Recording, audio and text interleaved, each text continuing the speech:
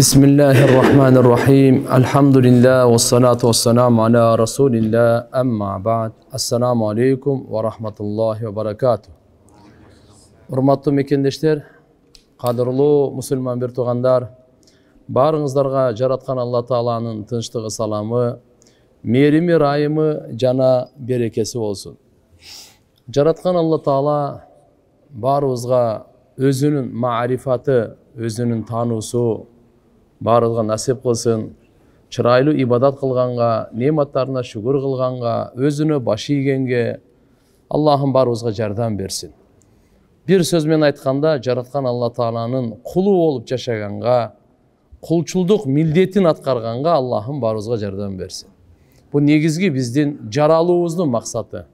Пайдалуу билим берсин, адал, арам, пайда, зыян, ак, кара, жакшы, жаманды ажырата турган, дүнүйөдө дагы ахиретте дагы пайдасы тие турган, кең ырыскы берсин, эч кимге көз карандысыз, эч кимге кор, зар кылбастан, Алла Таалам берекелүү, кең ырыскы берсин. Бардык оорулардан шифа берсин, руханий оорулардан дагы, жисманий оорулардан да, нафсаний оорулардан да Аллахым шифа берсин.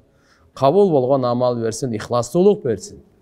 Сөздөрүбүздө, кылган иштерибизде, сабактарыбызда, ибадаттарыбызда, кайрымдуулуктарыбызда Аллахым барыбызга ихластуулук насип кылсын. Пайгамбар саллаллаху алейхи ва саллям бир хадисинде 4 нерседен пана тилеп жүргүлө деген. Пайдасыз билимден, коркпогон жүрөктөн, тойбогон напсиден, кабыл болбогон дуадан. Бул зыяндуу нерсе экен. Пайдасыз билим. Bir билимге аракет кылдың, анын пайдасы жок. Убактың текке кетти, жашооң текке кетти. Ахиретте бейишке алып чыга албай койду. Дозокто түртүп берди. Бул илимдин эмне пайдасы бар? Алла Таала субханаху ва тааlanın тарабынан кээ бир илимдер бар. Арам илими, сыйкыр илими, арам илим. Алла сыноо үчүн жаратып койгон жакшылык жамандыкты. Эмне үчүн? Адал, арам кылып. Адалды аткарсын, арамдан сактансın. О да сыноо болбой калбайбы? Ошон үчүн иншалла коркпогон жүрөк дейт мына. Алла Тааладан коркпогон жүрөк. Тойбогон напс дейт. Эч каниети жок. Алла Тааланын бергенине ыраазы болбойт. Дагы эле жетишпейт. Ач жүрөгү. Макулбу? Кабыл болбогон дуа. Кабыл болбогон дуа. Бул өтө чоң жаман нерсе. Урматтуу мекендештер, кадырлуу мусулман бир туугандар, өткөнкү сабакта биз Пайгамбарыбыз саллаллаху алейхи ва салламды Алла Таала Кур'анда кандай тааныштырган? Кандай мартабасы, даражасын, сыпаттарын, эмне үчүн Пайгамбарыбыз Мухаммад алейхиссаламды жакын тааныйлы? Анткени ал үлгү, анткени ал жол башчы, анткени Алланын тарабынан бизге кабарларды алып келген. Эмне кабарларды алып келди экен? Ал кабарларда кандай таанышмандык бар, кандай пайдасы бар? Пайгамбарыбыз саллаллаху алейхи ва салламга Алла Таалам 23 жылда Кур'ан-ы Каримди түшүргөн. 23 жылда. Акыркы коштошо ажылыгында 10-чу хижриде Арафа тоосунда, Арафа күнү Алла субханаху ва таала бардык инсаниятка өзүнүн жакшылыгын Мухаммад алейхиссалам аркылуу толуктаганын айтып, «Ал-яум акмалту лакум динакум ва атмамту алейкум ни'мати ва радиту лакумул ислама дина». Бүгүнкү күнү дейт. Ошо кайсы күн эле? Арафа күнү эле. Арафа тоосунда эле. Пайгамбар саллаллаху алейхи ва саллям ушул аятты түшүрүп атат. Бүгүнкү күнү «Ал-яум акмалту лакум динакум». Силердин диниңерди мен толук кылып бердим. Кыямат күнгө чейин ар доордо, бардык жашоо тармагында, макулбу, бардык абалдарга жооп бере ала турган кыямат күнгө чейин бул дин Алла субханаху ва таала толук кылып берген. Дарат маселеси, тазалык маселеси, адилеттүүлүк маселеси, ынтымак маселеси, мурас маселеси, ибадат маселеси, кечиримдүүлүк маселеси, бардык биздеги алхамдулилла чачтан тартып тырмакка чейин 24 саат кыймыл аракетибизде Пайгамбарыбыздын доорунан тартып кыямат күнгө чейин инсандарга динибиз толук, Алла Таала толук берди. Эч бир нерсе калган жок. Эркектердин өзгөчөлүгү, аялдардын өзгөчөлүгү, эркектердин укугу, аялдардын укугу, жаш балдардыкы, айбандардыга чейин, улуу карыяларды өлүктөрдү кандай урматташ керек, өлүктөрдү. Ушуга чейин бардыгын айтып койду. Кыскасы айтканда, Алла Тааланын дини толук, кемчилдиксиз, кынтыксыз, толук дин. Ва атмамту алейкум ни'мати дейт Алла Таала айтып атат. Не дейт? Мен силерге нематтарымды, жакшылыктарымды толук кылып бердим, бүтүрүп бердим. Ва радиту лакумул ислама дина, жана силер үчүн мен ислам динди разы көрдүм. Алла Таала өзү разы болуп, ислам динди бизге берип атат. Алла разы болуп берсе, биз наразы болуп кабыл алайлыбы? Жок. Алла субхана ва таала разы болуп бергенди, биз разы болуп кабыл алайлы. Алла Тааланын разычылыгы ислам динде экен да, мынакей. Эми кул ислам динде жашаса, Алла разы. Бадыша ислам динде жашаса, Алла разы. Аялдар ислам динде жашаса, Алла разы. Кембагал Алланын ислам динде жашаса, Алла разы. Алла субхана ва таала бардына эле берип койду. Айткан жок. Бул арабка, кыргыз, өзбек, тажикке, жок. Бардына ким болсун? İnsan болса, мынакей Алла Таала өзү чечимин чыгарып атат бул. Акыркы варадуйту лакумул ислама дина, мынакей.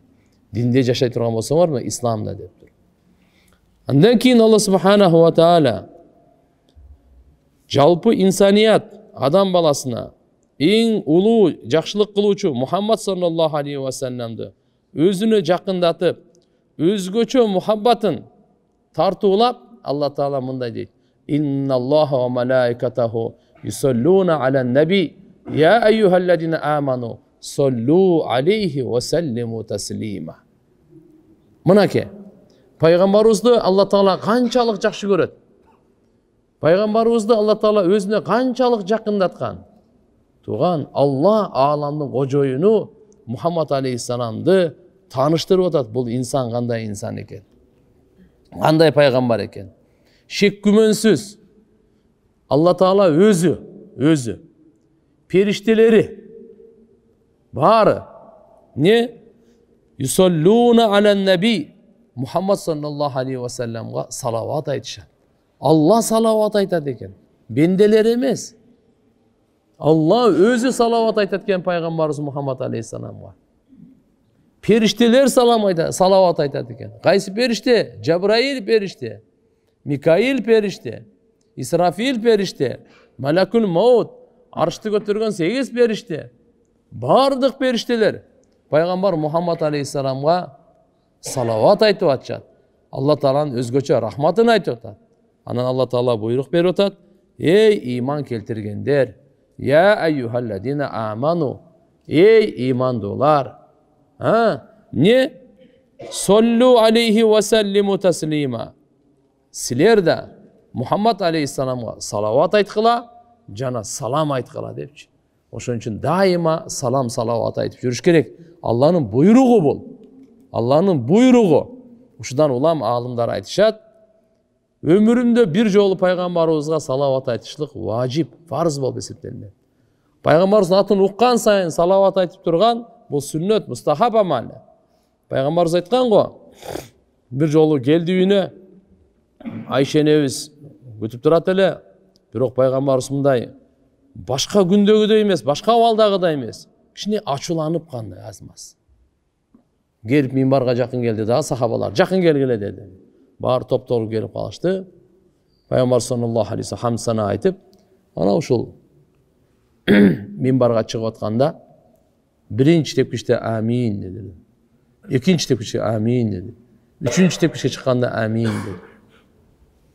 Пайгамбар саллаллаху алейхи ва саллям амин жүз жооп берди. Жабраил алейхиссалам дуа кылып атат. Кимде ким Мухаммад алейхиссаламдын аты аталган кезде угуп туруп, пайгамбарыбызга салам салават айтпаса, Алланын мээриминен, райымынан, жакшылыгынан кур калсын деди эле, кур калсын. Амин деп. Демек пайгамбарыбыздын атынан айтканда не деп коюш керек экен? Саллаллаху алейхи ва саллям. Буну айтар замат билесизби?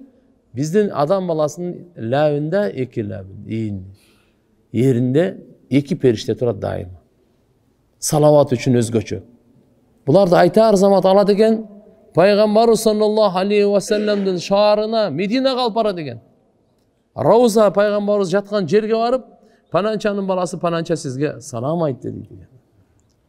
Пайғамбар саллаллаху алейхи ва саллам бұның салават саламына дағы жооп береді сізге да.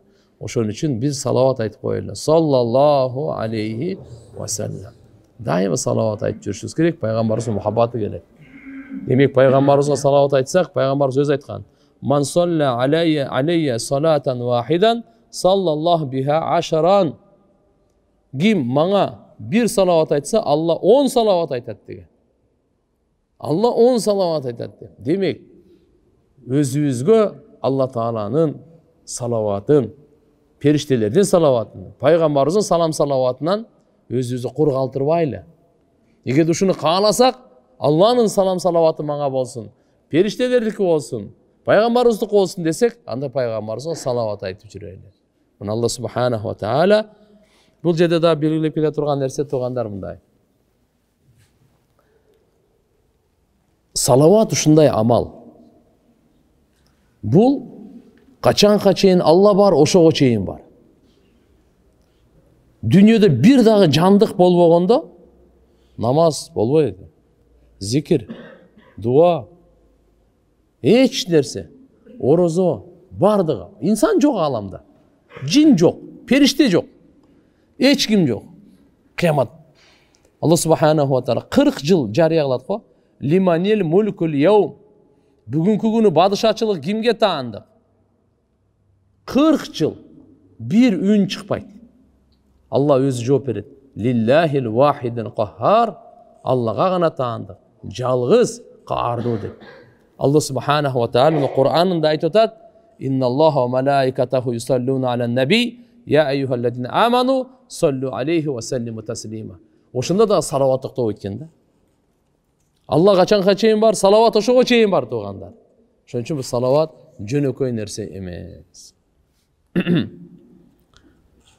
Жараткан Алла субханаху ва тааланын даанышмандыгы, айкөлдүүлүгү бүткүл адамзатка үлгү кылып кыямат күнгө чейин пайгамбарыбыз саллаллаху алейхи ва салламды бардык жагынан кулк мүнөз, акыл, бардык жагынан ибадат, бардык жагынан пайгамбар саллаллаху алейхи ва салламды үлгү кылган. Эми айтып кете турган нерсе, кээ пайгамбар саллаллаху алейхи ва салламдын жашоосунун бир бөлүгү акыйда жана амалдарга. Пайгамбарыбызга шарияттан тарабынан аткарууга милдеттенген нерсе ар бир мусулманга жоопкерчиликтүү, аларды сунанил худа деп коет. Сунанул худа мына ошол экиге бөлүнөт. Сунанул заваид дейт, сунанул худа. Пайгамбар саллаллаху алейхи ва саллам кайсы нерсени милдеттүү аткарганга бизге буйруган бул сунанул худа. Ал эми адатта пайгамбарыбыздын жөн эле адаты, макулбу, бул сунанул заваидка кирет. Бирок кайсы адат, кайсы шарият, ибадат, буну сиз биздин колубуздан келбейт, бул аалымдар, фукахалардын иши. Албетте, кээ бир өзгөчө иштери бар пайгамбарыбыз саллаллаху алейхи ва салламга. Ал үммөт анын аркасынан эме кылбайт. Мисалы, үммөткө Алла Таала төртөөнө чейин үйлөнгөнгө Алла субханаху ва таала укук берди. Бирок пайгамбар саллаллаху алейхи ва салламга мындай эмес да. Бир учурда 9 энебиз пайгамбарыбыздын никесинде эле. Сауми висал деп коет. Пайгамбарыбыз үзгүлтүксүз ороза кармайт эле. Оозун ачпай. Сахабалар да пайгамбарыбызды ээрчип оозун ачпай кармай баштады. Пайгамбарыбыз тыюу салды. Андай кылбай каласыздар. Менин Робум кечинде мага тамак берет, суусундук берет. Сен андай кыла албайсыңар, андай кылбагыла. Бул пайгамбарыбызга өзгөчө тиешелүү. Мужизалар пайгамбарыбызга өзгөчө тиешелүү. Булардын аркасынан ээрчүү жок, биз иман келтиребиз. Бул хадистер, бирок сүннөт эмес. Сүннөт үммөткө амал кылыш үчүн берилген амал болот болчу. Атак пайгамбар саллаллаху алейхи ва салламдын бул ушундай улуу, кайсы пайгамбарыбыздын кылганы фарыз, кайсынысы важип, кайсынысы сүннаты муаккада, кайсынысы мустахаб, бул мартабаларды фукаха, факих алымдар айтат. Мынакей, ушул нерсе фарыз, ушул нерсе важип, Uşu nerse sünnet деп алар. Пайгамбар саллаллаху алейхи вассалам кылган амалдарынан да. Пайгамбарыбыз Мухаммад алейхиссаламдын артынан ээрчигенге, көрсөткөн жолунда жашаганга эң биринчи мусулман баласы катары ниет кылыш керек. Бардык нерсе ниеттен башталат. Пайгамбарыбыз Мухаммад алейхиссалам айткан: "Иннаман а'малу бин-ният", бардык амалдар ниетке жараша болот деген.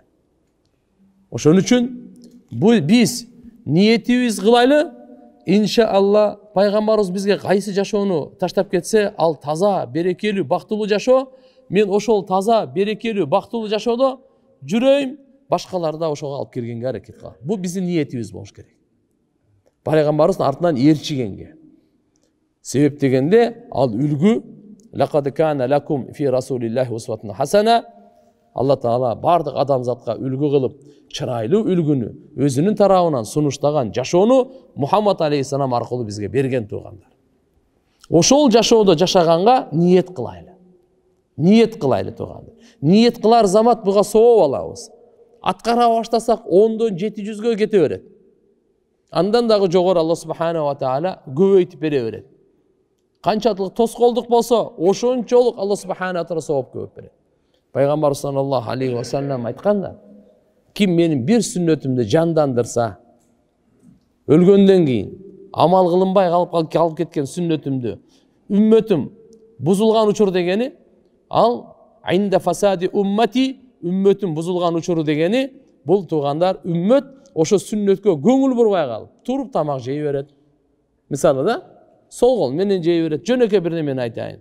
Аны көңүл бурбай калган учурларда, ошондо менин бир сүннөтүмдү ким тирилсе, ага бир риваятта бир шейит, бир риваятта 100 шейиттин сообу берилет. Бир сүннөткө. Ошон үчүн карап туруп, кандай бир оор, кыйынчылык, напси каалабаган ошол учурларда сүннөттү жандандыруу, сүннөткө амал кылуу сообу улуу экен. Бул хадис динибиздин усул негизинин эң улуу негизи деп эсептелинет. Бардык хадистерди өзүнө топтогон өтө пайдалуу хадис деп айтылат. Кээ бир алымдар айткан, диндин 3төн 1 ушу хадисте деген. Иннаман а'малу бин-ният, бардык амалдар ниетке жараша деген хадис диндин 3төн 1. Себеп дегенде дин кол, амал, ниет. Дин ушул 3 нерседен түзүлөт дейт. Кол, сөз, амал кылуусу, ниет. Демек ниети ошол 3төн 1 алып аткандан кийин диндин 3төн 1 деп айткан. Кээ бирлери болсо субханалла, бул диндин жарымы деп айткан. Себеп амал 2-ге бөлүнөт. Жүрөктүн амалы, мүчөлөрдүн амалы. Жүрөктүн амалы бул ниет, ал эми дене мүчөлөрдүн амалы, булар амал.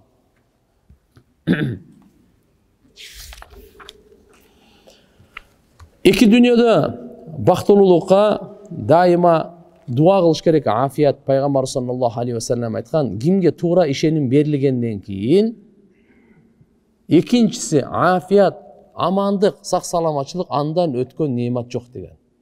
Биринчиден алхамдулилля, Алланы бар бир деп жараткан Алланын зат сыпатына туура ишеним кимге Алла Таалам берген болсо, бул улуу бакыт. Экинчи бакыт биздеги афият. Афият дегени бул сак саламатчылык. Демек туура ишеним аркылуу тиги дүйнөнүн кайгысынан, азабынан кутулуп атасыз. Афият менен бу дүйнөнүн кайгы, азабынан кутулуп атасыз. Абу Бакр Сиддик разияллаху анхудан мына ушу хадистагы риваят кылынат. Пайгамбар саллаллаху алейхи ва саллям куш кабары: "Баллигу анни валау ая". Силер менин тарабымдан бир аят болсун жеткиргиле. Наддараллаху имраан мақама самиа мақала. Пайгамбар саллаллаху алейхи ва саллям айтат: "Наддараллаху имраан самиа мақалати фавааха фааддаха кама самиа". Алла Таала бактылуу кылсын, гүлдөтсүн, жашылдандырсын. Кимди? Ушундай кишини, ким менин бир сөзүмдү угуп, жакшы түшүнүп, эсине тутуп, кандай укса ошондой жеткиргенди дейт. Ушундай адамдарга пайгамбарыбыз өзү дуа кылган. Үммөтүнө ушундай адамдарга дуа кылган. Эгерде биз жашообузда бир кишиге дагы айта алсак, жеткіре алсақ, 10 кишиге жеткіре алсақ, 100 кишиге жеткіре алсақ, пайғамбарымыз саллаллаху алейхи уассаламдың дуасына лайықты болабыз.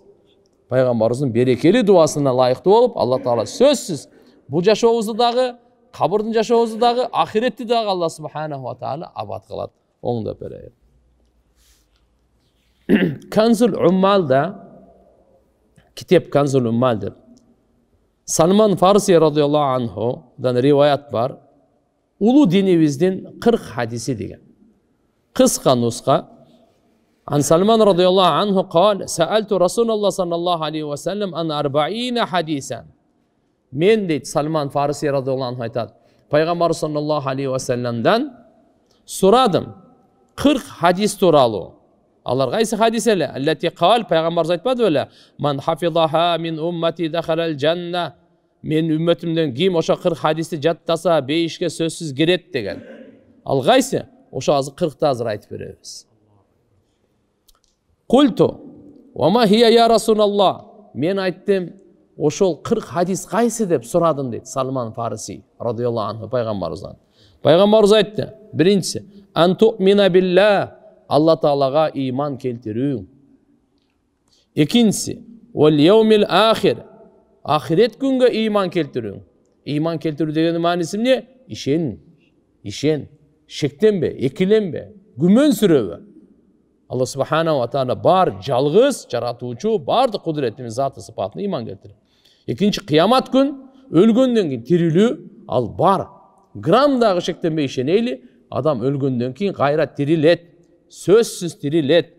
Жөн өлөү же өлтүрүлөү айырмасы жок. Бардык адамзатты Алла Таала кайра тирилтет. Бейиш мен дозокко чечим чыгара турган. Вал яумил ахир. Үчүнчүсү вал малаикати. Периштелерге иман келтирүү. Периштелер биз жалгыз эмеспиз. Периштелер адамдын бардык кажетинге мындайча айтканда ишке салынган периштелер эненин жатынынан тартып адамдын жанын чыгарганга чейин. Kabırdağı suraka çeyin. Dozoktun azabı beyişke alp barıp, oşol жерде kızmatına çeyin. Bardık perişteler. Vel kutub, kitaplarga iman keltirүү. Akırkı kitap Kur'an-ı Kerim. Vel nebiyyin, paygambarlarga iman keltirүү. Akırkı paygambar Muhammed Aleyhisselam. Vel ba'as ba'del maut, ölgönden keyin tirilүү ak dep işenip. Vel qadari hayrihi ve şerrihi min Allahi Teala, jana taqdirdin jakşılığı jamandığı Allah Taala'dan.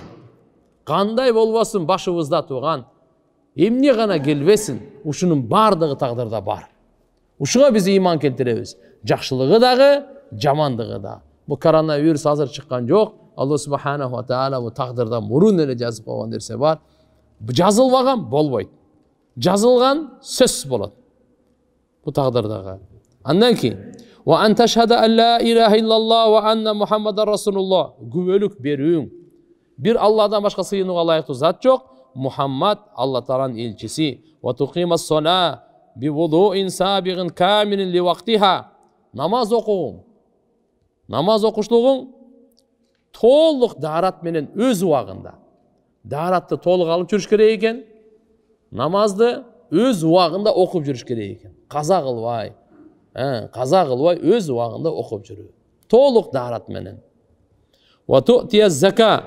Kimge Allah Taala'nın baylık bergen bolsa al zeketini söz versin. Bu farz Allah Taala'nınki. Ve tasuma Ramazan ayda oroza tutun.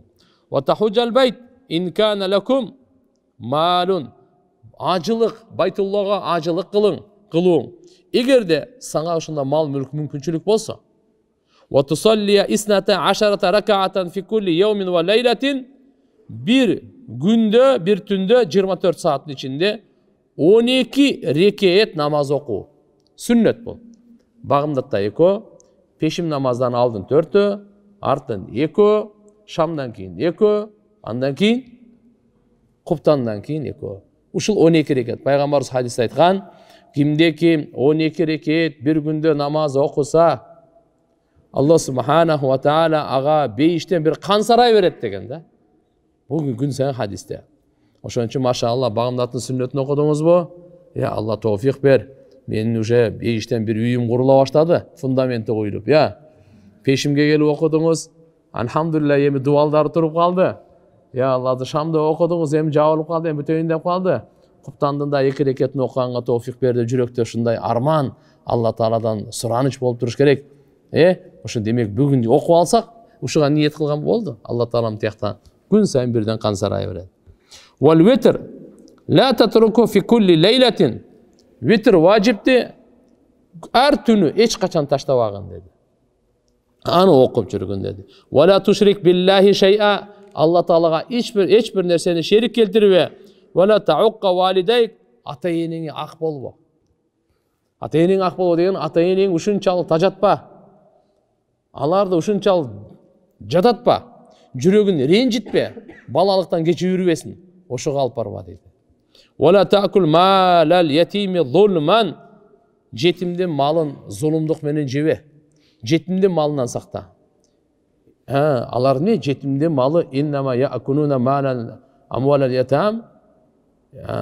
Yok, Allahümme salli aleyhi ve euzubillahimineşşeytanirracim. Bismillahirrahmanirrahim. Ayet var da. İnnellezine ya'kuluna amvalel yatama zulman innema ya'kuluna nara.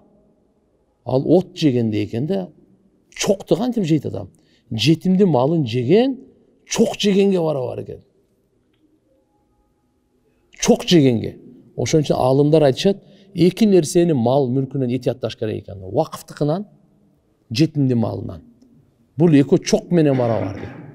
Этиятташ керек. Андан кийин вала ташрабул хамр. Арак ичпегин деди. Андан кийин вала тазни зына кылбагын. Вала тахлиф биллахи кадибан. Алла Таалага жалган ант ичпегин деди.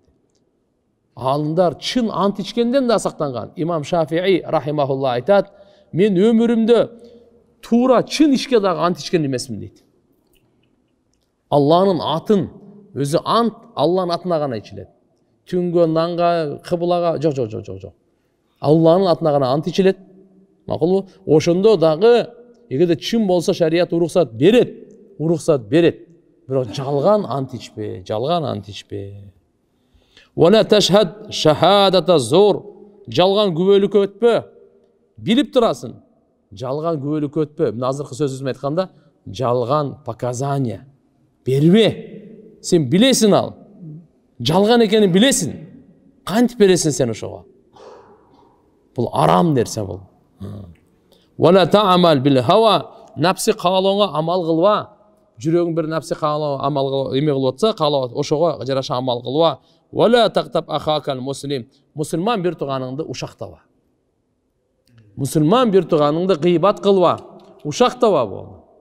Bizim dinimiz ушундай да, пайгамбарыбыз айтты да, ла тахун ман ханак. Ким сага кыянат кылса, ошо кыянат менен жооп берип койсоң боло, жок болбойт. Ага кыянат кылба. Ал жазасын өзү алат. Ага жана жаппа, зынага, жана башка нерсеге жана жаппа. Вала тагулла ахакал муслим. Мусулман бир туганыңа кыянат кылба. Кек сактаба мусулман бир туганыңды. Вала талаб. Оюн күлкү менен жүрө бербе. Oyun gürkü menen жүрөлө. Вала талху ма лахин. Лахин деп, мындай бекер поз, тамаша көй, болор болбогон нерсеге ушуларга күлкү тамаша, ошолор менен бирге болбогун деди. Эмне үчүн? Себеп дегенде жүрөктү өлтүрөт экен да. Пайгамбарыбыз айтканда, ла туксиру дихк фа инна касрата дихк тумитул калб. Көп күлгөн жүрөктү өлтүрөт дегенде. Канча күлсөң ошончо ыйлап коюш керек экен. Алымдар айтат, канча күлсөң, ошончо ыйлап кой дейт, чтоб тараза тең болсун дейт. Атак көбүрөөк ыйлаш керек эле. Курандын айтуусуна караганда, фалядхаку калила валябку катира. Айтып кой, алар азыраак күлүшсүн, көбүрөөк ыйлашсын. Биз кайтап андай болбосок дагы тең кылып коелу дейт. Вала тaqul lil qasir ya qasir turidu bizalika aybahu. Boyu кичинекейди, кичинекей бизде годо деп коет. Атай ошону айыптоо максатында айтпа дейт. Демек бул жерде семизди чанач деген, узунду сөлдөйгөн деген, жана кичинекейди годо деген мынандай сөз менен айтуу тыюу салынат. Динибизде тыюу салынат. Караңызчы, адамдын көңүлүн канча барактаган, абзыват эткенде канчалык Алла субханаху ва таала тыюу салган. Вала талмизу бил алқаб. Жаман лақаптар менен айтпагыла деген. Жаман лақаптар менен, жакшы лақап менен айтыңыз мейли. Арыстан, Батыр, Жомар, Алланын кылычы, пайгамбар ат коет эле. Сайфулла, Асадулла деген аттар каякта? Умар Фарук, Абу Бакр Сиддик, булар аттар каякта? Пайгамбар жакшы лақаптары менен койсоң болот, жаман болбой. Кеттик. Вала тасхар би ахади минан нас, адамдардын бирөөсүн дагы маскарлаба. Хоть ким болсун маскарлаба. Сыган болобу, лөлүү болобу, башка болобу, адамбы болду. Маскарлаганга акыл жок. Курандын чечими: "Я юхаллазина аману ла ясхар каумун мин каум." Эй имандуулар, эч бир коом башка коомду маскарлабасын, үстүнө шылдыңдабасын. Мүмкүн маскарлаганга караганда Алланын алдында жакшыраактыр дейт Алла Таала. Маскарлабагыла. Вала тамши бин намимати байнал ахавайн. Эки мусулмандын ортосунда чагымчылык кылып басып жүрбө. Чагымчылык кылба. Бул экөөнүн ортосунда уруштурба буларда. Бул эки кошунан уруштурба, эки досту уруштурба, аялы менен күйөөсүн уруштурба, бир туугандарды уруштурба. Эки улутту, эки урууну мусулмандар уруштурба. Эки мусулмандын ортосун элдештирсең го, элдештир урушуп кеткендерди. Бирок сен уруштурба. Фа аслиху байна ахавайкум. Алла субханаху ва таала айткан: "Иннамал муъминуна ихва", имандуулар бардыгы бир тууган. Эгерде ылдүйөдө болуп кичине уруша кетсе мусулмандар, фа аслиху байна ахавайкум. Бир тууганыңардын ортосун элдештирип койгула. Бири-биринен кечиртип, буга чай берип, буну мактап, буну таяр кылып, кучакташтырып, ишти битирип койгула дейни. А бирок мына жерде эмне айтат? Пайгамбарыбыз айтат: "Вала тамши бин намимати байнал ахавайн." Эки мусулман бир туугандын ортосунда чагымчылык кылып басып жүрбө. Чагымчылык кылба. Кабырдын азабынын көпчүлүгү чагымчылыктан. Вашкуриллахи таала аля ниъматихи. Алланын нематтарына шүгүр кылып жүр. Васпир алал балаи вал мусиба. Алла Тааланын мынакей бале, мусибаттарга, сыноолоруна сабыр кылган. Вала таъман мин иқабилlah. Аллаху акбар. Алла Тааланын азабынанчы коопсуз болуп жүрө бербе дейт. Мындай аманда жүрбө дейт да. Дайым Алланын азабынан коркуп жүр дейт. Мейли, Алла субханаху бизе мындай да, Алланын рахматынан үмүт кылып жүрөбүз, Алланын азабынан коркуп жүрөбүз. Иман үмүт менен коркуунун ортосунда. Алымдар айтышат. Жаш кезде, күчүң күчтүү кезинде корку көбүрөөк болсун дейт. Үмүткө караганда. Өлүм төшөгүнө кыйналып, уже мына бу дүйнө менен коштошоюн деген учур болуп калганда, үмүт эле болсун, корку болбосун дейт. А шайтан тескерисинче кылат да. Алла кечиримдүү дейт дагы, күнөөңдү кылдырта берет. Дүйнө менен коштошоюн дегенде ушунча күнөө кылдың кечире беле деп үмүтсүз кылат да. А биздики наоборот болуш керек мынакей, көрдүңбү? Ошон үчүн Алланын азабынан эч качан амандыкта деп мага бейиш чечилген деп андай кылып жүрбө. Дозоктун отунан, Алланын каарынан дайыма коркуп жүр дейт. Айкап. Вала тақта акрибаак. Туганчылык мамилени үзбөгүн. Кандай болсо дагычы үзбөгүн. Василхум. Алар менен мамиле түзгүн. Алар менен бириккин. Туганчылык мамилени бириккин. Пайгамбар саллаллаху алейхи ва салламдын улуу кулук мүнөзү ушуле. Силман катаак. Фа'фу аман заламак. Ахсин иля ман аса илейк. Ким сенен үзсө мамилени, ал менен бириккин, ал менен мамиле түзгүн. Ким сага зулумдук кылса, аны кечирип койгун. Ким сага жамандык кылса, ага жакшылык кылгын деп. Андан кийин 36-чысы вала тал'ан ахада мин халқилла. Алла Таала махлуктарынан бирөөсүнө дагы наалат кылбагын дейт. Алланын махлуктарынан бирөөсүнө дагы наалат кылбагын. Пайгамбар саллаллаху алейхи ва саллам наалат айтуучу болуп жиберилген эмесмин деген да. Рахмат айтуучу, жакшылык кылуучу болуп. А бирок пайгамбарыбыз Курайыштарда субханалла айткан го. Наалаттарда айткан го. Билесиздерби? Аллаху акбар. Пайгамбарыбыз бир жолу Каабада намаз окуп атса, ал жердеги Меккенин Курайыштары Пайгамбар саллаллаху алейхи ва салламга мойнуна ушу төөнүн ичеги карын алып келип издеваться этип, кемсинтип маскарлап ташташат да. Пайгамбар саллаллаху алейхи ва саллам ошондон буларга жараткан Алла Тааладан каргыш кылып койгон. ошонун баары кимди пайгамбарыбыз каргыш айткан болсо, Бадыр согушунда бардыгы өлүк болгон да. Бардыгы ошол жерден өлүк болгон. Эми пайгамбарыбыз бул жерде бул төөнүн чегиси. Таифта болсо пайгамбарыбыз кандай деген өзүнө кыйынчылык болду. Каргаган жок го. Налат кылган жок го. Таифта будан жаман болгонда. Эмне үчүн десе алымдар айтат. Таифта пайгамбарыбыздын өзүнүн затына, өзүнө тиешелүү болгондуктан пайгамбарыбыз бирөөнү да каргаган эмес. Чыдаган. Бул жерде намаз окуп атканда булар пайгамбарыбызды эмес, намазды маскаралап аткандыктан Аллахтын өкүмү ошон үчүн буларга караш айткан. Пайгамбарыбызга вахий кимге тагдырында ыйманы жок деп Алла субханаху ва таала каргыш айтканга уруксат берген, ошолорду гана каргаган. Так каргаган эмес. Бизге айтып атат, не деп атат? Ла тал'ан ахада мин халқилла. Аллахнын махлуктарынан бирөөнү да каргабаган. Бирөөнү да каргабаган. Биз ушундай деп айтабыз, мисалы, мусулмандарга жамандык кылгандарга да, я Аллах хидаят бер. Тагдырында хидаят болбосо, ошолорду я Аллах кауми Ад, кауми Самудту жок кылганыңдай жок кылгын депчи. Негизи аларга хидаят сурап, эми биз билбейбиз Алла Тааланын илиминде хидаят кимге бар, кимге жок. Андан кийин ва аксар мин ат-тасбих ва ат-такбир ва ат-таhlil. Субханаллах, Аллаху акбар, ла илаха иллаллахны көп айтып жүргүн деди. Андан кийин ва ла тада худурал жум'ати вал идайн. Жума намазга, эки айт намазга барууну эч качан таштабаган. Ким атайлап, үзүрсүз 3 намаз, 3 жума намазга барбай койсо, анын жүрөгүндө мунафыктык пайда болду деген. Ошон үчүн кээде үзүрсүз болуп калса го мейл, үзүрлүү болуп калса, үзүрсүз таштабаш керек.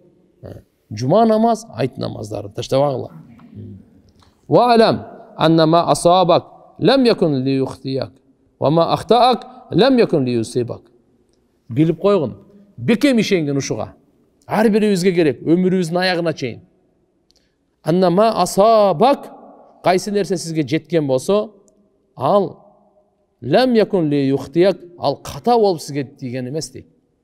Ал сөзсүз ошо туура эле жеткен Алла Тааланын. Кайсы нерсе сизге келген жокпу, ката тийген жокпу, ал сизге жетпейт эле ал. Демек, жашообузда кайсы пайда болсун, же зыян болсун, ал жашообузда бар нерсе бизге жетти. Тагдырыбызда жок болгон нерсе бизге эч качан жетпейт да, тийбейт дагы. Вала тада қираатал Qur'an ала кулли хал. Жана 40-чысы ошол, Кур'анды ар абалда окуганды таштабагын деди.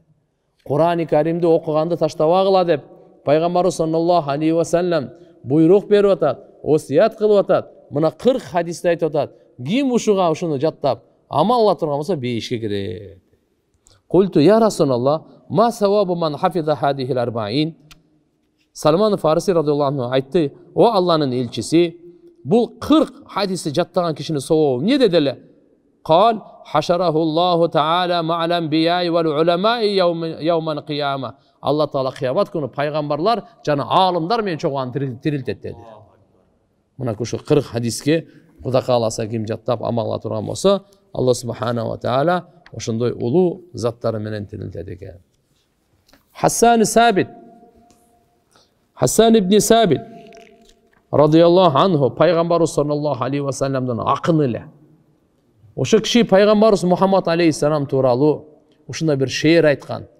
Бул шеэрди, бул ырды таразанын бир тарабына коюп, бүткүл дүйнөдөгү акындардын, кыйындардын, ырларын, саптарын таразанын бир тарабына койсоң, Хасандын ырына жетпейт дейт да.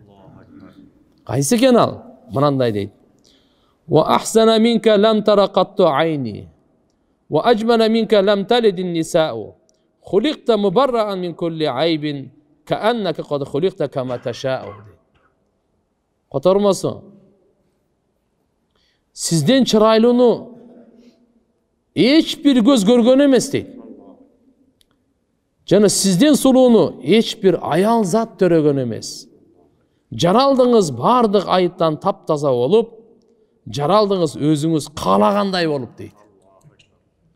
Субханалла. Бардык айыптан таптаза болуп, өзүңүз каалагандай эле жаралып алдыңыз дейт да. Субханалла. Хасан ибн Сабит мына ушундай улуу айтканда, ва ахсана минка лам тарaqattu ayni ва ajmala minka lam talid an-nisa Хуликта мубарран мин кулли айбин кааннака кад хуликта кама ташау дейді. Ушундай улуу затты таныган, сүйгөн, артынан ээрчиген кандай бизге чоң бакыт тугандар. Пайгамбар саллаллаху алейхи ва салламга биздин мойнубуздагы өзү мындай да. Пайгамбарыбыздын биздин мойнубузга ушунчалык көп акысы бар, бир да мусулман анын акысын бере албайт. Бере албайт. Албетте, укугу ушунчалык көп. Ушул алымдар 3кө бөлөт. 3 укугу бар. Ошол 3 укукту аткарса, иншалла укуктарын аткаргандай болот дейт. Биринчиси акидат, экинчиси мухаббат, үчүнчүсү итаат. Пайгамбар саллаллаху алейхи ва салламга биздин акидабыз туура болсун. Пайгамбарыбыз Мухаммад алейхиссаламды сүйүү, жакшы көрүү бардык махлуктардан жогору болсун. Жана пайгамбарыбыз Мухаммад алейхиссаламга баш ийүү, моюн сунуу жүрөктөн, чын жүрөктөн болсун. Ошондуктан Алла субханаху ва таала буйрук берген, ыйман келтиргенге. Инналлаха таала амара ал-ибад ан ю'мину бихаза ар-расул аль-карим саллаллаху алейхи ва саллям фақал амину биллахи ва расулихи ван-нури аллази анзална валлаху бима та'малуна хабир. Аллага ыйман келтиргиле буйрук берип атат. Алланын элчиси Мухаммад алейхиссаламга ыйман келтиргиле. Жана нурга биз түшүргөн. Жана Алла силердин кылып жаткан амалыңардан кабардар деп. Эми пайгамбарыбыздын айкөлдүүлүгү башка бир махлук менен салыштырып болбойт да. Пайгамбарлар менен дагы салыштырып болбойт. Пайгамбар саллаллаху алейхи ва салламдын даражасын, мартабасын мүмкүн эмес салыштыруу. Алла Таала пайгамбарыбызга окутууну, таалим берүүнү, өзү жоопкерчилигине алган. Ошон үчүн пайгамбарыбыз окуп жазганды билбейт эле, бирок буйрук берди. Икра, оку. Бисми раббик, Робуңдун аты менен оку деди. Сен не менен оку? Өзүңдүн маданиятың менен оку, сабагың менен, билимиң менен оку деген жок. Робуңдун аты менен оку деди. Мына пайгамбар саллаллаху алейхи ва салламга кандай даража берди. Сануқриука фала танса. Биз сага окуп беребиз, эсиңден эч качан чыкпайт. Ва алламак ма лам такун та'лам. Алла Таала сага үйрөттү билбеген нерсени. Ва кана фадлуллахи алейка азима. Алла Тааланын айкөлдүүлүгү сага улуу болду дейт. Бир макамда айтат: "Юха илайя." Пайгамбарыбыз Алла Таалан вахий түшүрдү. "Кул иннама ана башар мислукум юха илайя." Айткын ей Мухаммад, мен силерге окшош эле башар, адаммын мен. Периште эмес, жин эмес, пайгамбарыбыз адам. Бирок өзгөчөлүгү кайсы? Вахий түшөт, Алла Тааланын пайгамбары. Алла Таала пайгамбарыбызды даярдады. Эйлик жөндөмдүү кылды. Рухуна, жасатына, акылына, түшүнүгүнө, кулагына, басар, бардык сезимдерин, бардык мүчөлөрүн толук кылды. Өзгөчө Алла субханаху ва таала пайгамбарыбыз Мухаммад саллаллаху алейхи ва салламга ушундай улуу даражаларды, мартабаларды берди. Пайгамбарыбыз биз дайыма дуа кылабыз го. Макаман махмуд, васила. Пайгамбарыбыз айткан, силер мага Алла Тааладан маками махмудду сурагыла, василаны сурагыла. Ал ушундай мартаба, бир эле махлукка бериле турган мартаба, ага лайыктуу Мухаммад Расулуллах. Эртеги кыямат күнү ошол мартабага маками махмудка Алла субханаху ва таала чыгарат. Пайгамбарыбыздын колунда желек, Алла Таалага мактоо айтуунун желеги болот. Желектин алдында бардык пайгамбарлар болот мына. Ошо желек кимдин колунда? Мухаммад Расулуллахтын колунда болот. Биринчи пайгамбарыбызга ыйман келтирейли, пайгамбарды пайгамбар катары билейли. Тугандар, угуп алгыла. Эки нерсе бар. Биз пайгамбарыбызды жөнөкөй пайгамбар деп эле ыйман келтирбейбиз. Акыркы пайгамбар деп да ыйман келтиребиз. Бир инсан пайгамбарыбызга ыйман келтирди. Пайгамбар деп ыйман келтирди. Бирок акыркы пайгамбар деп ыйман келтирген жок. Бул мусулман эмес бул. Ошон үчүн биздин пайгамбарыбыз жөн эле пайгамбар эмес. Акыркы пайгамбар, печать пророков. Последний пророк. Мынаке. Пайғамбарлардың мөрі, Алла Тағала пайғамбаршылықтың мөрін Мұхаммад алейхиссалам менен басып тоқтатқан. Bundan кейін пайғамбар болбойды, төрөлбейді, келбейді, болды. Дәджалдар ғана болады, өзін пайғамбар жариялағандар. Бол туғандар. Демек, ақидатыбыз, ишенимибиз ушундай болсын. Пайғамбарыбыз саллаллаху алейхи ва саллям инсан. Бирок инсанга окшош инсан эмес. Хорошо? Себептен эмне үчүн айтабыз? Кээ бирлери Мухаммад алейхиссаламды инсан эмес, нур дейт да, башар эмес, нур дейт. Нур болот го? Жок, андай эмес. Пайгамбарыбыз ооруган, курсагы ачкан, сүйүнгөн, кайгырган, күлгөн. Макулбу? Жажа немелердин башари таказа, мисалы муктазаяттар тийген, уу бергенде уунун таасири тийген, сыйкырлаганда сыйкырдын таасири тийген. Пайгамбар саллаллаху алейхи ва саллям инсан катары ушундай кажеттер болгон бардыгы. Намазда кээ бир нерседе эсинен чыгып калган. Ата эмне инсан экенин. Айша энебиздин мончогу жоголуп кеткенде табылбай калган. Гайыпты биле турган жок. Ошон үчүн пайгамбар саллаллаху алейхи ва саллямды Алла Таалага тең деп коюп койду да. Ошол эле кезде пайгамбарыбызды инсанга тең деп коюп койду. Инсанга дагы тең эмес, Аллага дагы тең эмес. Инсан деген улуу инсандар кимдер? Пайгамбарлар. Мухаммад алейхиссалам пайгамбарларга тең эмес. Пайгамбарлар Мухаммад алейхиссаламга тең эмес. Пайгамбар саллаллаху алейхи ва саллям жогору.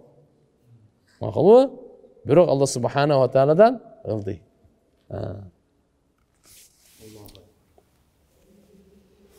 Экинчиси, Алла субхана ва таала пайгамбарыбыз Мухаммад алейхиссаламды сүйүүгө да чакырган, иттибага да чакырган, баш ийүүгө. Кур'ани Каримде "Ваттаби'уху ла'аллакум тахтадун" Мухаммад алейхиссаламга иттиба кылгыла, мүмкүн тура жол табасыңар. Ва ин тути'уху тахтаду.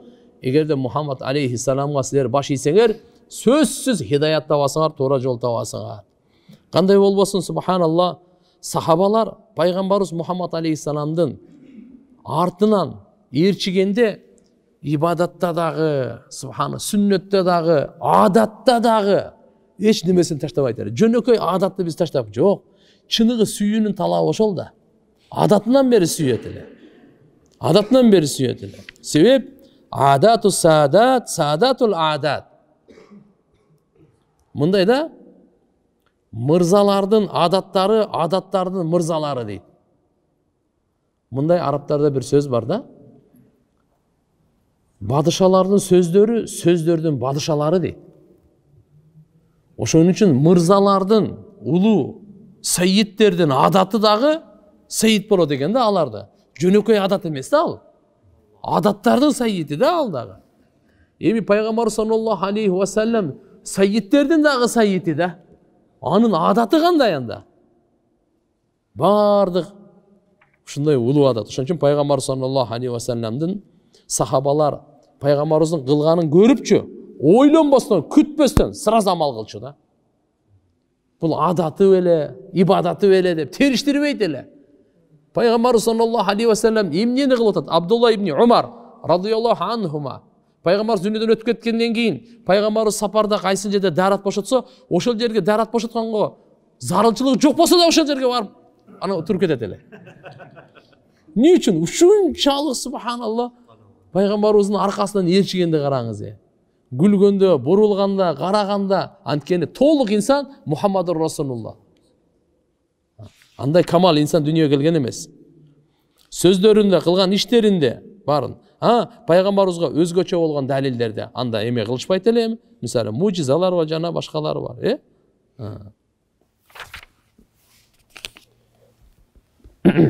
Бир риваят Термизи шарифте келет, Анас разияллаху анху айтат, мен ашка убакытты өзү жакшы көрбөйт элем дейт. Пайгамбар саллаллаху алейхи ва саллям мен тамак жеп отурсак, ошо табактан ашка убак издеп калды дейт да. Ошодон бери ашка убакты жакшы көрүп калдым дейт. Пайгамбарыбыз эмнени жакшы көрсө жакшы көрөт эле дейт. Бир риваят Сахih Муслимде келет, Абу Айюб Ансари разияллаху анху айтат, бир жолу пайгамбарыбыз Мухаммад алейхиссаламга тамак жасап келип, анан чеснокты көбүрөөк кошуп коюшкан окшойт. Чеснок алып келген экен. Анан кийин Абу Айюб Ансарига эме айтып атат да пайгамбарыбыз, жебейсизби десе пайгамбарыбыз жок жебейм деди. Не арамбы деди. Жок, арам эмес го. Просто мага жакпайт деди. Абу Айюб Ансари айтат, ошодон кийин чеснок жеген жокмун деди. Бир риваятта Канзуль Малда келет, эгерде Жабраил периште мага бат-бат келбегенде сөз чеснок жейт элем дейт. Чесноктун пайдасы көп экен да. Албетте баягы пайгамбарыбыз айткан, чеснок же болсо мына пияз, ушундай нерселерди жегенден кийин мечитке келбегиле деген. Эмне үчүн? Жагымсыз жыт чыга. Жагымсыз. Пайгамбарыбыз айткан, мага бир жагымсыз жыт менен кирбегиле деген. Жагымсыз жыт менен кирбегиле деген. Субханалла. Кээде адамды ушундай жакшы көрөт экен да адам баласычы. Неси менен? Анын жомарттыгы менен. Кээде батырлыгын карап жакшы көрөт экен да. О, батыр депчи. Кээде болсо илимин карап туруп жакшы көрөт экен. Мынандай илим деген илим деп айтат экен да. Я. Кээде кичпейилдигин карап жакшы көрөт экен. Ушундай кичпейил адам койчу. Жүрөгү автоматически жакшы көрүп калат да. Кээде болсо таквалыгын жакшы көрөт дейт. Кээде акылдуулугун көрүп, парасатын көрүп жакшы көрөт дейт. Кээде жакшы адептүүлүгүн, чырайлуу адебин көрүп жакшы көрөт дейт. Кээде чечендигин, аратырлыгын карап жакшы көрөт дейт. Макулбу? Кээде болсо ушундай камал сыфаттарында, ушунун баарында Мухаммад алейхиссаламда толук даражада бар эле да. Караңыз, канча эми жакшы көрүлөт. Даражасы бийик, акылы толук, руху нурлуу, илими кенен, жүрөгү таза, эң жоомарт, эң чырайлуу Мухаммад саллаллаху алейхи ва саллям. Андай немат мурункуга бирөөгө дагы, кийинки бирөөгө дагы берилген эмес. Пайгамбарыбызга чейин канча инсан өтсө, пайгамбар. Андан кийин кыямат күнгө чейин канча инсан келсе, бирөөнө дагы мынчалык Алла Тааланын тартуулаган эмес да. Абу Хурайра радыйаллаху анху айтат, пайгамбар ушунча сулуу эле, күн пайгамбарыбыздын жүзүндө жүргөндөй сезилет эле дейт. Күн айдайча ушунчалык. Адамдар тойбойт эле пайгамбарыбызды көргөндө. Пайгамбарыбызды көргөндө мүнөзүнө, сырткы сыйратына көрүп тойбойт эле. Ошондуктан хасин деп коет. Касим деп коет. Васим деп коет. Алымдар айтышат да, пайгамбар саллаллаху алейхи ва саллям чырайлуу эле, өңү башынан. Акыл. Касим дегени бардыгы да. Буну пайгамбар саллаллаху алейхи ва саллям аркасынан карасаңыз да чырайлуу, капталынан карасаңыз да чырайлуу, үстүнөн карасаңыз да чырайлуу, кулагын карасаңыз өзүнчө чырай, кашында өзүнчө чырай, алаканы өзүнчө чырай, даалы болсо өзүнчө чырай, басканы өзүнчө чырай, бурулганы өзүнчө чырай, отурганы өзүнчө чырай, сүйлөгөнү, саламдашканы өзүнчө чырай. Пайгамбар саллаллаху буну айтып коет, касим деп коет. Алла Таала мунаке төрт тарабын топ келтирип ушундай кылып жараткан да. Васим деген кандай? Васим деген чырайлуусу күн сайын көбөйүп кете берет да. Буну васим деп коет. Бүгүн көрдүм эле башка, эртең будан башка чырайлуу. 2 күндөн кийин көрсөм башка, бизки баягы бир эле го, я. Туурабы? Любой мисалы азамдак жакшы сөз айтты. Азайышы мүмкүн, бизде көбөйбөйт да. Пайгамбарыбыздын чырайы күн сайын күчөйөт экен. Күн сайын көбөйөт экен. Мынандай инсан дүйнөгө келген. Ушундай пайгамбардын биз үммөтүбүз. Субханаллах. Bir hadiste Peygamber Ali radıyallahu anh aytat, men tayjem Hinda ibn Abi Hala Peygamberimize sıfatlap ayta başladı deydi da. Men anan keyin ayttım ele, manga aytып beriңiz kандай эле dese. Aytıptır, kana Rasulullah sallallahu aleyhi ve sellem fakhman mufakhaman yetela'la'u vejhuhu tela'lu al-qamar laylatal badr. Peygamberimiz Muhammed aleyhisselam ay köl ele. Даңталған эле, жүзү ушундай нурланып жарык болуп турат эле, 14 күндүк ай ушундай нурланып жарык болуп турганда жарыктанат эле дейт. Пайгамбар саллаллаху алейхи ва саллям жүзүнөн нур чачырап турчу. Ибн Азиб радıyallahu anhu айтат, "Кана наби саллаллаху алейхи ва саллям ахсанан нас", адамдардын эң сулуусу эле, важхан жүзүнөн, ва ахсанухум хулукан, мүнөзүнөн дагы эң чырайлуу эле. Жүзүнөн дагы, мүнөзүнөн дагы, сырткы келбети дагы, ички дүйнөсү дагы пайгамбарыбыздан өткөн чырайлуу болгон эмес. Лейса бит-тавил баин вала бил-касир. Пайгамбарыбыз өтө узун эмес эле, өтө бою кичине эмес эле, орто эле. Бирок субханалла пайгамбарыбыздын мужизасы. Өзү орто бойлуу болчу да. Өтө узун эмес, өтө кыска, кичине эмес. Орто. Бирок эң узунду жанына турганда пайгамбарыбыз андан бийик болуп калчу. Эң узунду жанына турганда пайгамбарыбыз андан бийик болуп калчу. Бу субхана Алла Тааланын мына мужиза керемети ушундай эле да.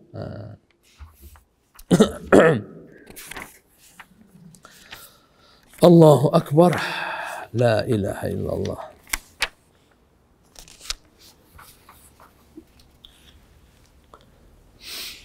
Abdullah ibn Salam radıyallahu anhu. Bu Abdullah ibn Salam Cöğüttörün alımı olgan. Tavrat'ın alımı olgan. Anan İslam'da kabul algan bu. Uşul aytat da avvalu ma kadima Rasulullah sallallahu aleyhi ve sellem Medina. Peygamberimiz algaç Medina şahrına gelgende İnce nasu ileyh. Yani asra ileyh. Adamlar Peygamberimizge жүгүрүп шашылып эле бири-бирине түртүлүп баратышат да. А Peygamberimiz таныбайт анда. Медина bir киши келди. Бардык эле адамдар жүгүрүп барып атат. Факунту фиман жааху. Мен ошо адамдар барып карап атса, мендерди көрүп коюнча ким эмне болду өзү? Ким келди бунчалык эле жүгүрүшөт деп бардым дейт. Фаламма тааммалту вajhahu. Istamdantuhu, yani tahaqqaqtuhu ve tabayyantuhu. Men qarab turib Peygamberimizдің жүзүнө ушундай анализ салдым дейт да. Карадым дейт, мындай кандай деп. Айтат: "Арафту анна вajhahu laysa biwajhin kadda." Бул жүздү ушундай анализдеп карадым дейт. Бул жүз жалган сүйлөй турган жүз эмес дедим дейт. Ушул жүз. Бунун көзүнөн, бунун жүзүнөн билинип турат бул жалганчы эмес. Бул имамул мурсалин, бардык пайгамбарлардын имамы болуп атсанан каяктан? Fakana awwalu ma sami'tu min kalamihi an qal. Birinci Muhammed Aleyhisselam'ın sözünü uqqaным, uşu sözdü uqtum deydi. Abdullah ibn Salam aytып атат. Мындай дептир пайгамбарыбыз: "Ayyuhannas, ey adamlar." Medina kelgendeçi. "Afşus salam ve at'imut ta'am ve silul arham ve sallu bin nas bil leyli ven nasu niyam tadkhulul cennete bis salam." Пайгамбарыбыз uşu sözünü uqtum deydi. Ey adamlar, salam tarqatqıla, tamaq jedirgile, туганчылык мамилени бекем кылгыла. Адамдар уктап атканда түндөсү намаз окугула, бейишке саламатчылык менен киресиңер деген экен. Бу Тирмизи шарифте келет. Мынаке ошондо Абдулла ибн Салам айтып атат, пайгамбарыбыздын алгач сөзүн укканымда 4 нерсеге буйруган экен. Улуу баалуулук тартуугандар. Бүт үммөткө бизге буйрук ошолчу. Баалуулук бул. Бул ценность бул. Биз ушу менен бааланабыз. Макулу, биздин адамгерчилигибиз ушул. Пайгамбар саллаллаху алейхи ва салламдын айткан сөзүндө. Ал кайсы? Салам таркатуу. Биз дайыма саламдашканда салам таркатканды үйрөнөйлү. Үйгө киргенде бала чакабызга салам берейли. Үйдөн чыгып атканда бала чакабызга салам айтып чыгайлы. Көчөдө жолукканда тааныбызды тааныбайбызды саламдашканды үйрөнөйлү. Коштошуп атканда саламдашканды үйрөнөйлү. Алланын мухаббаты түшөт. Пайгамбарыбыздын өтө көп хадистери бар. Руханий жактан тарбия, руханий bir философия, маданият. Кандай? Пайгамбарыбыз айткан: "Силер бейишке кире албайсыңар, иманды болмоюнча. Иманды боло албайсыңар, бири-бириңерди жакшы көрмөйүнчө. Мен силерди бири-бириңерди жакшы көрө турган бир амал айтайынбы? Айткыңыз дегенде, афшус салам байнакум, өз ара силер салам таркаткыла деген да. Силер салам тарката берсекчи, Алла Тааланын тарабынан ушундай руханият түшөт экен бизге, мухаббат түшөт экен, жүрөктөрүбүздөн жиркениш кетет экен, кек кетет экен, жаман көрүү кетет экен. Salamdaşuda. Şunun için uğuza salam ayış gereken de. Assalamu aleykum ve rahmetullah dermiş. Mınake. İkincisi ne? Tamak jedirүү. Bu beрешендүүлүккө чакырып атат. Жомарттыкка чакырып атат. Меймандостукка чакырып атат. Мына биздин баалуулугубуз. Ушу менен биз бааланабыз. Сарандык менен бааланбайт адам. Бааланбайт. Beрешендүүлүгү менен бааланат. Кеңпейилдиги менен бааланат адамчы. Üçüncüsü, vasilul arham. Barımızın tuğanlarımız var. Ata jurtubuz var. Tağa jurtubuz var. Kayın jurtubuz var. 3 jurtta aytıp koydu silatil rahim dep koyar. Demek atalarınızdın, taykeleriңiздин, kayın jurtun. Bulardın bardığına jakşı mamilede. Jana adamlar uktap atkanda ne deydi? Tahajjud namaz bardıq nafil namazlardın badışası. Eң mırzası oşol. Tahajjud namaz. Bulda nafilge giret. Пайгамбарыбыз Muhammed Aleyhisselam tahajjud namazды таштаган эмес. Şonun үчүн адамдар уктап атканда намаз окугула дейт. Бейишке саламатчылык менен киресиңер деп Пайгамбарыбыз sallallahu aleyhi ve sellem айтат. Пайғамбарымыз Алла ушундай жаратканда атыр сейинбесе дагы денесинен жыпар жыт чыгып турат эле. Мединанын көчөлөрүнөн кайсы көчөдө өтүп кетсе, аркасынан келип калсаң точно билет элең Мухаммад алейхи ушакта өтүп кеткен депчи. Атырынан, жыпар жытынан билет эле. Ошо көчөдөн өтүп кеткенден кийин жыт калып калат эле дейт, жыт калып калат эле. Ошентсе дагы пайгамбарыбыз атыр себингенди жакшы көрөт эле, үммөтүнө сүннөт болсун деп. Атыр себингенди жакшы көрөт эле. Пайгамбар саллаллаху алейхи ва саллям хадис айтат, Тирмизи шарифте келет: "Хуббиба илейя мин дуньякум." Силердин бул дүйнөңөрдөн мага 3 нерсе жактырылды. Сүйө турганым, жакшы көргөн 3 нерсе болду. Ат-тиб ван ниса. Ат-тиб ван ниса. Атыр жана аял заты. Ва жуилат куррата айни фис сала. Көзүмдүн карайгы намазда коюлду. Bir rivayette gelet жылкы дагы дейт. 3 нерсе. Аял, жылкы, атыр. Эми караңыз, мына кийимгечи Аллаху акбар, эрте кыямат күнү Алла Тааланын баарыбызга жеңил кылсын, жооп беребиз. Жооп беребиз. 5000 сомдук кийим кийсек деле болот эле, эми бир адам 500 000 сомдук кийим кийип атат да, бул исрапка кирет. Бирок атырды 5000 сомдук эмес, 500 сомдук атыр себинсеңиз кирбейт исрапка. Буга кыямат күнү жооп жок дейт да. Пайгамбар саллаллаху алейхи ва саллям белекти көбүнчө атырды кайтарган эмес да. Көрбөйсүзбү? Исламдын маданияты кандай? Адам баласыбыз мисвакты колдонгонго канча деген чоң философия. Истинже канча деген чоң философия. Атыр канча чоң философия. Пайгамбар саллаллаху алейхи ва саллям өзү алып келген дини тазалыктын үстүндө курулган. Айткан: "Сөзсүз ар бир мусулман, эркек, аял бир жумада бир жолу сөзсүз жуунсун" деген. 14 кылым мурун айтып атат. Муну Европа кече 150 жыл мурда эле эми айтпай эле койн эми. Тилге алган да кыйын, Исламда маданияттын тазалыгы каяктан келген өзү? Пайгамбар саллаллаху алейхи ва саллям айтат, Анас разияллаху анху, бир да амбар, миск, андан башка да пайгамбарыбыздын денесинен жыт чыккан андай жыт жок эле дейт. Вала массасту шай'ан катту дибажан вала хариран алияна массан мин расулилlah саллаллаху алейхи ва саллям. Пайгамбарыбызды учурасам, колу жибектен дагы жумшак эле дейт. Жибек бар го, жибектен да жумшак эле дейт. Ана кичине мындай кармаш көрбөйлү десең, анда көр анан. Пайгамбар саллаллаху алейхи ва саллям эми мындай бу дүйнөгө бир күрөш үчүн келген эмес эле да. Бирок күрөшкөн, буну айтып коелу. Ал күрөшү дагы эмне? Пайгамбарчылык милдетин аткаруу үчүн болчу да. Мусулмандын күрөшүүсү дагы, күчтүүлүгү дагы ахирети үчүн, башкаларды иманга алып келиш үчүн да. Пайгамбарыбызга айтты: "Мени күрөш иман келтиресиңби?" dedi. "Макул" dedi. Мындай эле көтөрүп, эң палуан болчу. Пайгамбарыбыз ойлоду го жөн эле мындай эле эме жерге бир чабам деп элечи. Пайгамбарыбыз көтөрүп туруп жерге, так акырын чапты. Катуу чапса жерге кирип кетет эле де. Акырын чапты. Ал мындай биздер айтып калабыз го, случайно, кокустан болуп калды окшойт деп ойлоду окшойт. Дагы бир жолу деп баягы жыгылган жерге тойбойт болду, тура калды да.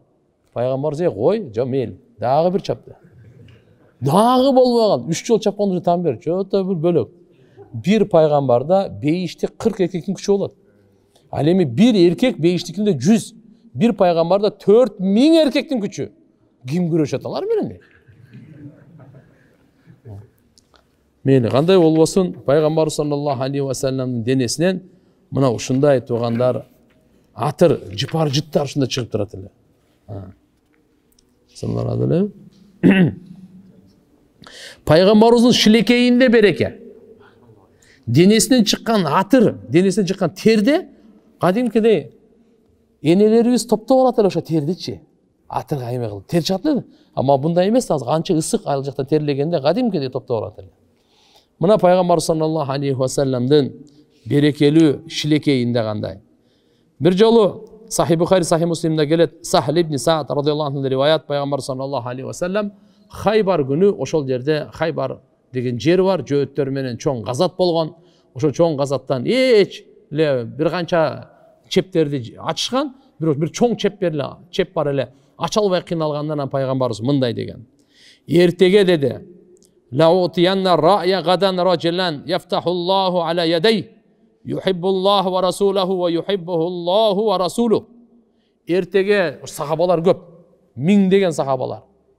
Men бұл байрақты желекти ушундай бир кишиге беремин деди. Алла Таала ошонун колунан ушул чепти, жеңишти ачып туруп Хайбарды жеңет деди. Ал киши Алланын элчисин жакшы көрөт, Алланын элчиси ал кишини жакшы көрөт деди. Сахабалардын бардыгы үмүттө. Эртеге мага берип калса экен, мага берип калса экен, мага берип калса экен. Пайгамбар саллаллаху алейхи ва саллям таң атканда бардыгы үмүттө бар эле да. Айна Али ибн Аби Талиб.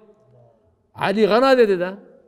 Али гана деди. Факалу сахабалар айтты, "Хуа я Расулуллах яштаки айнай." Көзү ооруп атат деди. Эки көзү ооруп атат деди мындай.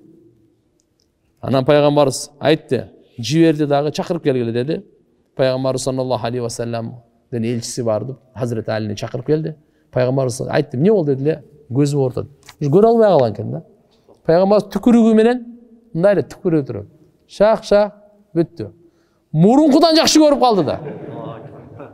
Байракты берди, вперед деди, барып ачып койбаса берди бар. Бар жеңишке ээ болчу мынакей. Пайгамбар саллаллаху алейхи ва салламдын түкүрүгүнүн берекеси кара. Ибн Хиббанда келет. Пайгамбар саллаллаху алейхи ва саллям Амр ибн Муаз радиаллаху анхунун путу кесилген экен газатта. Путу кесилгенде Пайгамбар саллаллаху алейхи ва саллям ошол жерге түкүрүп, ошо замат Алла субханаху ва таала шифа берип жакшы болду. Bu tükürüğünün berekesi kançalı.